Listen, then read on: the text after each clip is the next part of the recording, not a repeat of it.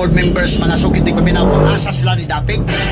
Dapig ba sila sa mga tao sa Sugbo o mudapig sila ni Gwen Garcia sa One Cebu? Straight to the point. Unay dakong pangutana di aron. Kaya niya naman, ha? Karong hapon, regular session. Niya itong Miyerkules, nagpatawag si Gobernador Gwen Garcia og special session. Ha? Gicertify as urgent ang pagpalabang sa 1.2 billion pesos. Straight to the point. Kung sa may implication kung urgent, ilaktod ni may gala. Doon ay shortcut nga himuon aron nga mapasar. So karong hapon tan-aw na to mahigala og kumusta man. O niya kinini ang mga board members, ha? Og buhangyo sila nga tong Gobernador Gwendolyn Garcia day nga ay nalamig apilaan agop oy kay padung na magkamubabay go maapil mapigtaran sa mi aning kalakihan. Ay nagtan-aw ang mga Subuano ninyo. Ha? Nagtan-aw ang katawhan